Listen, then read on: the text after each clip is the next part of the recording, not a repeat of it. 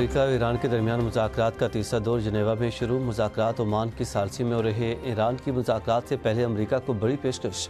Uranium अफजदगी 60% से 3.5% तक कम करने पर आमादा। यूरेनियम अफजदगी 7 साल तक मुअत्तल रखने की तजवीज़ दे दी। ओमान की ईरानी मुसवदा मिलने की तस्दीक।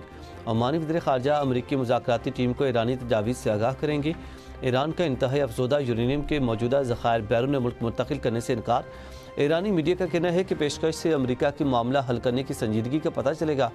अमेरिका ईरान से जौहरी प्रोग्राम 10 साल के लिए मुअत्तल करने का मुतालबा कर रहा है।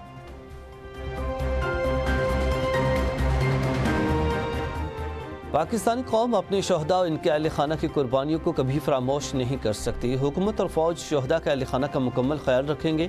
वज़ीर-ए-आज़म शहबाज शरीफ की मानसरहा में शहीद लेफ्टिनेंट कर्नल शहजादा गुलफराज के घर अहल खाना से ताज़ियत। कहा, गुलफराज शहीद ने वतन अजीज़ की हिफाजत की खातिर जाम शहादत नोश किया, हिम्मत व बहादुरी की आला मिसाल कायम की।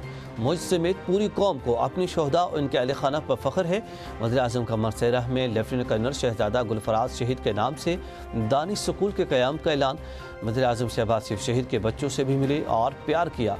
वफाकी वज़ीर, अमीर मकाम, कैप्टन सफदर समेत दीगर आला शख्सियात भी वज़ीर-ए-आज़म के हमरा थे।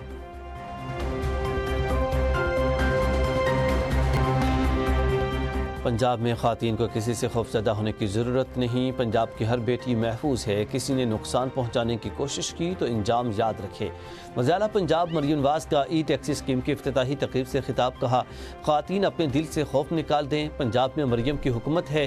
रोज़गार के जो मौके मर्दों को हासिल हैं अब वो ख़वातीन को भी हैं। वज़ीर आला मरियम नवाज़ का ग्रीन बसें पंजाब के हर ज़िला में पहुँचाने का ऐलान।